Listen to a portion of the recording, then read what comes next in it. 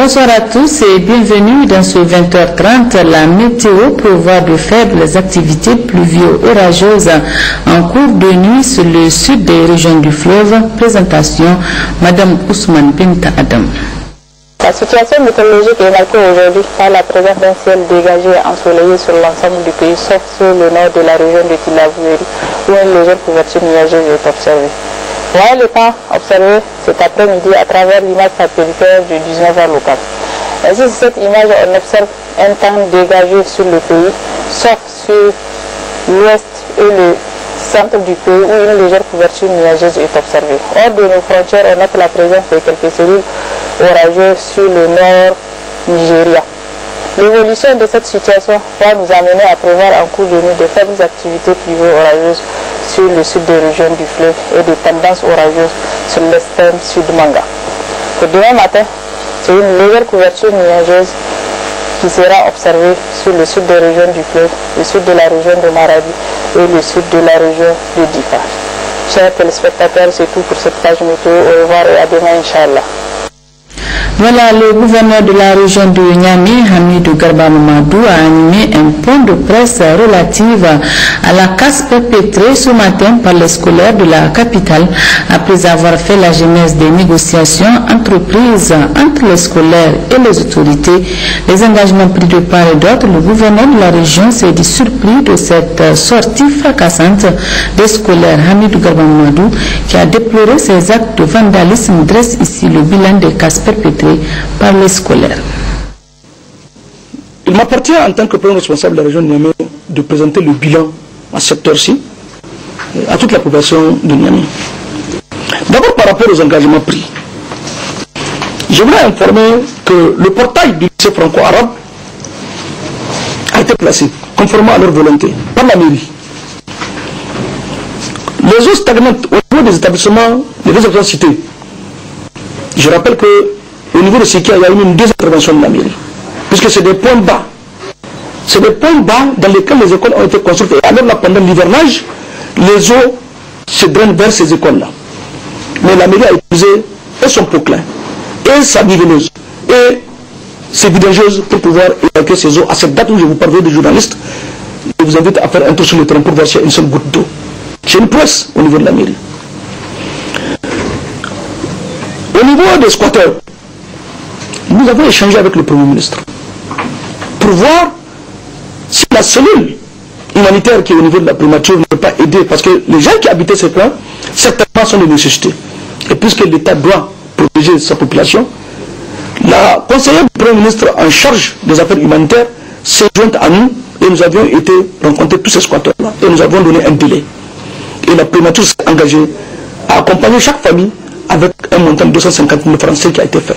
Et aujourd'hui, ces squatteurs ne sont pas là. Ça aussi, c'est une promesse tenue. Nous avons également au niveau des écoles CG8 et puis au niveau du CS Mordier, où il y a des bandits qui envahissent ces établissements, nous avons dit qu'à ce niveau, il y a la complicité même des riverains et de la population. Parce que ces gens sont bien connus, ils ne viennent pas d'ailleurs, ils viennent des quartiers, bien entendu. Et les élèves eux-mêmes qui ont leur caseau, qui n'hésitent pas à brûler des pneus, pourquoi est-ce que les cadets ne peuvent pas mettre ces gens-là et les mettre à disposition de la police? La police, on ne peut pas transformer les écoles en commissariat. Ça, je regrette. L'année passée, nous avons fait des opérations. À leur dire, nous avons fait des opérations au CG8.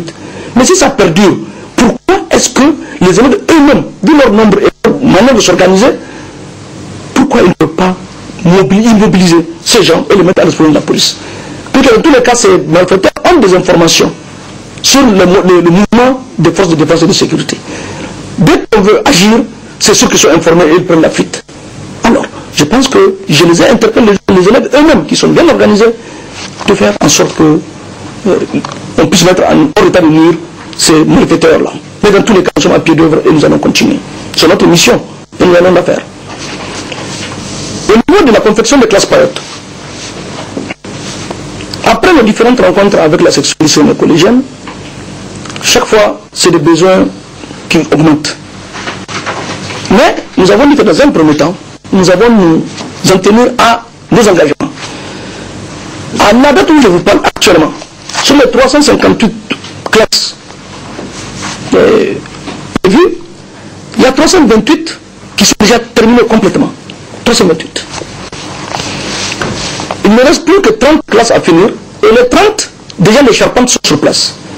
Actuellement, les entreprises sont à pied d'œuvre pour placer les secours.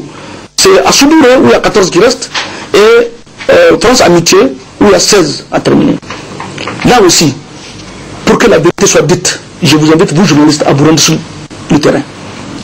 Malgré toute notre bonne volonté, malgré tout notre engagement à vouloir satisfaire les revendications des élèves, qui ont d'ailleurs accès à mon bureau à n'importe quel moment pour toutes les questions qui sont posées. Ils ont accès au niveau de l'adresse, nous avons facilité quand même le contact. Nous avons le contact. Ils m'appellent à n'importe quel moment. J'ai toujours accepté d'échanger. Je pense que la violence ne peut pas régler le problème. Mais plutôt, les problèmes peuvent être réglés dans la concertation. Et ça là, que ce soit le gouverneur de la région de Niamey, que ce soit le maire de la ville de Niamey, que ce soit le directeur régional de l'enseignement secondaire, personne n'a permis sa porte pour ces jeunes-là.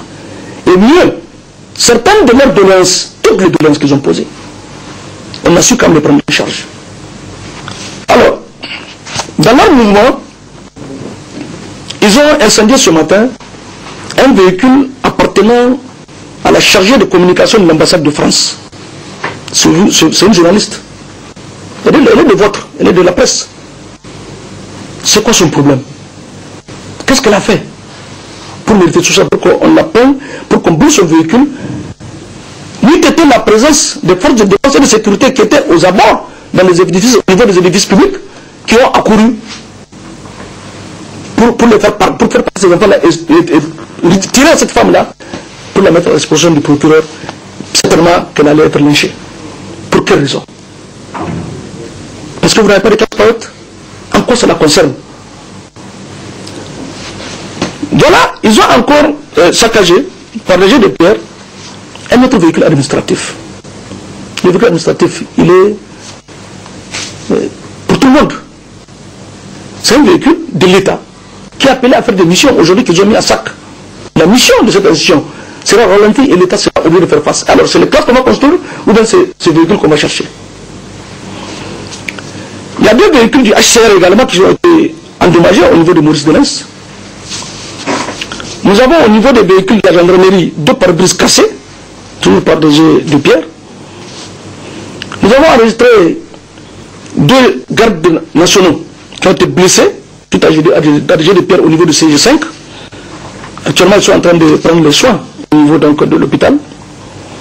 Au niveau de la gendarmerie nationale, on a enregistré 5 blessés, dont un adjudant-chef qui est grièvement blessé, actuellement qui prend des soins intensifs au niveau de l'hôpital national de Niamey. Tout cela pour des classes payotes. Nous avons malheureusement au niveau du CG rive droite la proximité avec une école primaire. Donc les jets de gaz lacrymogène, certaines bombes étaient tombées dans cette école et certains élèves avaient insufflé ce gaz, mais ils ont été rapidement pris en charge. Actuellement, il n'y a qu'une enseignante qui se trouve au niveau de l'hôpital national de Lamordé où elle suit des soins. Il y a 79 élèves qui ont été interpellés, dont un maréchal de logis de la garde nationale qui est en disponibilité, qui a été retrouvé au niveau du lycée Sakorambé en pourparlers avec les élèves. Qu'est-ce qu'il fait dans le lycée Sakorambé en ce moment? C'est quoi son rôle réellement? Parce qu'il n'est pas élève dans tous les cas. Donc, là, nous allons le savoir. L'enquête va nous démontrer qu'est-ce qu'il fait réellement là-bas. Alors, je voulais tout simplement rappeler que le Niger est un pays du droit. Il est bien bon de réclamer ce droit, mais il est aussi utile de préserver les droits des autres. Donc, en ce qui nous concerne, nous avons fait notre travail. Charge à la justice de faire son travail. Pour que ceux qui ont connu des dommages aussi soient remis dans leurs droits. C'est malheureux. Et je pense que la population de Niamey va se ressaisir. Les parents d'élèves vont se ressaisir pour que de tels actes ne se reproduisent plus. Au L'ouverture ce matin au Palais des Congrès de Niamey du 10e congrès de la Société africaine francophone d'ophtalmologie et du congrès constitutif de la Société nigérienne d'ophtalmologie, une cérémonie présidée par Brigitte Raffini, Premier ministre chef du gouvernement. C'était en présence des députés, des membres du gouvernement, du corps diplomatique et des représentants des organisations internationales. Compte rendu Guy Mathieu Tia et Askou Jibril.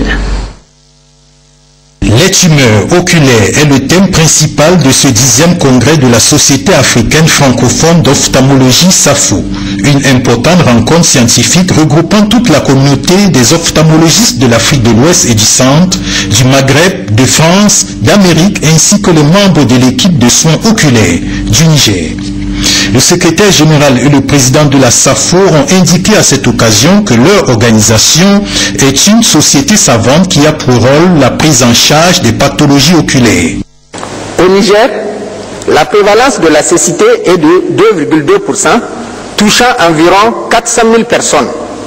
Et les principales causes de cette cécité sont la cataracte, le trachome, le glaucome, les erreurs de réfraction et les pathologies cornéo-conjonctivales.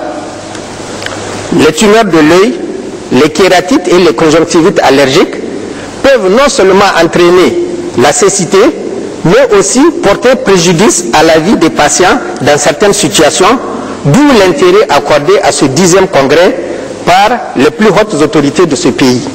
Ce congrès fera le point sur tout ce qui est nouveau dans le dépistage, le diagnostic et la prise en charge des tumeurs oculaires, des kératites et de l'allergie oculaire. Le Premier ministre chef du gouvernement, Brigitte Raffini, a affirmé que sa présence à l'ouverture de ce 10e congrès de la SAFO et du congrès constitutif de la Société nigérienne d'ophtalmologie montre tout l'intérêt que le gouvernement accorde au bien-être de nos populations. Au-delà des questions spécifiques de votre congrès conjoint, ayant trait aux techniques et à la prise en charge de tumeurs oculaires, ce congrès sera un cadre de rencontres scientifiques entre les ophtalmologistes venus de toutes les régions de notre pays et leurs collègues venus d'Afrique, d'Europe et du Maghreb. Je voudrais, au nom du président de la République et au nom du gouvernement, saluer leur présence ici parmi nous et les exhorter à mettre leur expérience et leur savoir au service de cette jeune et dynamique société nigérienne d'ophtalmologie. Ces échanges seront formateurs pour vous tous, avec pour seule ambition l'amélioration de la santé des yeux. Ces échanges vont également ouvrir des perspectives de recherche médicale, mais aussi améliorer la visibilité et la valorisation des résultats de vos études scientifiques. La qualité des soins pour les malades doit être un souci permanent au cours de vos assises. Le gouvernement, pour sa part, ambitionne d'améliorer significativement la formation et la performance des agents de santé, améliorer également la qualité et la quantité des moyens diagnostiques. Le gouvernement vise aussi le développement d'une médecine de qualité à la portée de nos populations. C'est dans cette optique que l'hôpital de référence ouvrira ses portes prochainement et favorisera certainement le développement d'une médecine hospitalière. En somme, votre congrès, mesdames et messieurs, s'inscrit assurément dans la droite ligne des objectifs du gouvernement, à savoir le développement d'une médecine de proximité. Je vous invite ainsi à vous saisir de la connaissance comme d'un patrimoine universel et à apporter votre part au progrès de la médecine en général et de l'ophtalmologie en particulier. Pour réussir, nous avons besoin de toutes les Nigériennes et de tous les Nigériens dans une démarche scientifique avec détermination. Dans cette marche que nous voulons irréversible vers le développement, les scientifiques nigériens doivent prendre leur place afin de faire du Niger un pays émergent au service de nos populations. Mesdames et messieurs, on a coutume de dire la vie c'est la vue. Alors, mesdames et messieurs les ophtalmologistes, prenez soin de nos vues. Le chef du gouvernement a ensuite procédé à la remise d'un don de verre correcteur à l'association nigérienne des albinos avant de visiter les stands d'exposition, notamment le stand de la Fondation Carter. Les 5 dernières années, nous avons financé plus de 47 000 personnes qui ont été opérées de trichiasis sous subvention du centre Carter. En somme, pendant 4 jours, ces éminents spécialistes présenteront des conférences et des communications scientifiques. Le ministre de l'énergie et du pétrole Fumakoy Gado et le préfet de Dogandouchi étaient hier à Rigia Samna dans la commune urbaine de Douchi pour transmettre les salutations fraternelles et encouragements du président de la République Issoufou Mamadou aux vaillants producteurs ruraux qui font la vulgarisation des semences à améliorer du mil et du nibé dans le cadre de l'initiative 3M compte rendu Ali Hachim et Habib Bakou.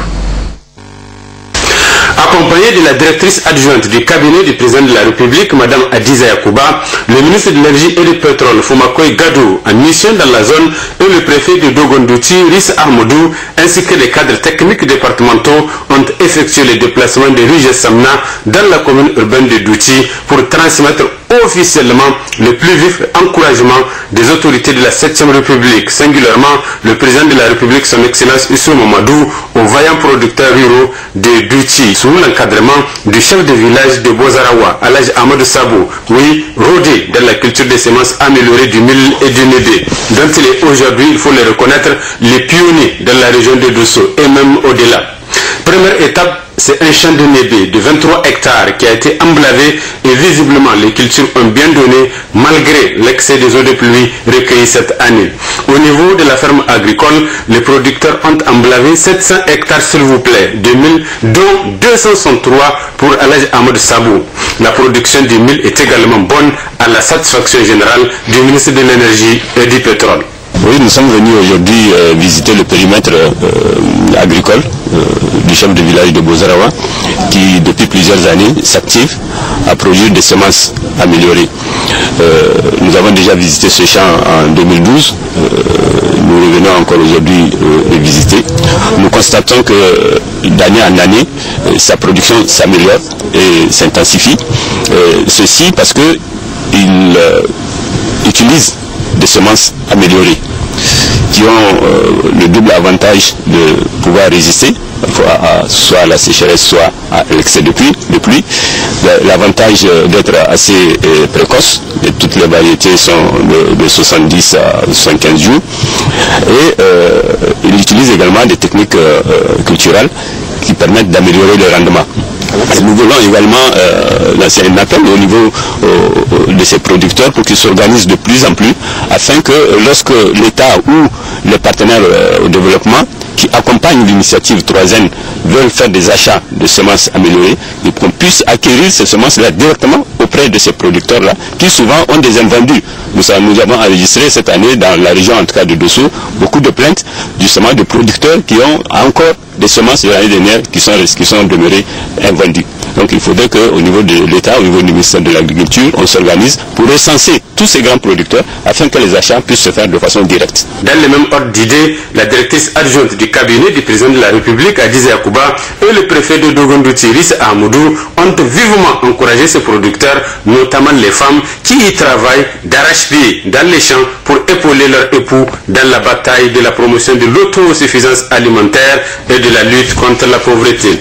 Autre visite toujours dans cette ferme à vocation agro-silvopastorale, un troupeau de vaches de race Goudali et de petits ruminants du même promoteur, dont la seule ambition ici est de soutenir les actions inscrites dans le cadre du programme de la Renaissance du président de la République. Le ministre de l'Énergie et du Pétrole, Foumakoy Gadou, a visité également le chantier de construction de la maison de producteurs pour faciliter dans les jours à venir le stockage des vivres récoltés, surtout les semences améliorées du mil et du nébé, mais également de l'arachide. Rencontre d'échange entre les femmes leaders du SAFAM hier après-midi à Niamey, en prélude à la 9e édition du salon qui aura lieu du 23 octobre au 1er novembre 2015 à Niamey. C'était en présence des ministres en charge de la promotion de la femme, de l'artisanat et de la culture. Le point avec Djouari Isiaka Kombari et à côté de glace. Cette rencontre d'échange de femmes leaders rentre dans le cadre des préparatifs du Salon international de l'artisanat pour la femme édition 2015. Elle a servi de cadre d'expression, de compréhension des enjeux économiques de ce grand rendez-vous, mais aussi et surtout des échanges d'expériences qu'elles ont eus avec les autres participantes venues des horizons divers. C'est pourquoi la réussite de cette grande manifestation, dont l'artisanat constitue l'objet central, appelle à un appui conséquent de tous les partenaires à toutes les étapes de son organisation. Votre pleine implication dans l'exécution des différentes activités restera toujours une contribution efficace à l'amélioration des conditions de vie de la femme rurale, à la création de l'emploi féminin et à l'autonomisation des femmes grâce à leurs multiples occupations, notamment la transformation agroalimentaire. Le SAFAM, comme vous le savez, est une foire exposition où acheteurs et vendeurs se côtoient pour créer un cadre de grande visibilité pour le secteur et de promotion des produits de l'artisanat du Niger. Il constitue de ce fait un outil efficace dans la mise en œuvre du programme de renaissance cher au président de la République, son Excellence Elhaji Issoufou Mahamadou, qui vise à faire du SAFAM une référence internationale en matière d'appui et de promotion de la femme. L'engagement des femmes leaders constaté pour l'organisation de cette 9e édition dont le thème retenu est la transformation agroalimentaire, facteur de résilience des femmes artisanes du Niger, est un indice encourageant selon la directrice de l'agence. Votre dévouement pour la cause de sa femme me fait dire, sans exagération aucune, que vous donnez âme à ce grand événement. En effet, votre soutien reconnu sans faille constitue une des substances essentielles dont le SAFAM a besoin pour s'affirmer sur l'échiquier national et international. Connaissant vos capacités respectives, tout point de la contribution hautement significative qui sera la vôtre, afin que l'organisation de la 9e édition du SAFAM soit une réussite encore plus éclatante. La transformation agroalimentaire, facteur de résilience des femmes artisanes au Niger. Vous comprenez aisément que le choix d'un tel thème n'est point fortuit. Lorsqu'on sait que la filière de transformation agroalimentaire reste un domaine de prédilection de la majorité des femmes artisanes, exerçant aussi bien en milieu rural qu'en milieu urbain. Au menu de cette rencontre également une conférence sur femmes, artisanat, leadership et participation politique. Un débat sur le thème de cette conférence a permis à ces leaders femmes de discuter sur ce sujet qui les concerne et les préoccupe. L'ouverture ce matin à Niamey d'un atelier introductif du programme international de formation avancée sur les changements climatiques. Cet atelier permettra de développer et de mettre en œuvre des mesures d'atténuation des stratégies d'adaptation pour faire face aux aléas du changement climatique. C'est le ministre de l'Hydraulique et de l'Assainissement qui a présidé la cérémonie compte rendu.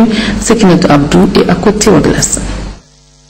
Cet atelier est une initiative du Centre ouest-africain de services scientifiques sur le changement climatique et l'utilisation adaptée des terres wascal en collaboration avec la coopération allemande sous financement de la coopération suédoise.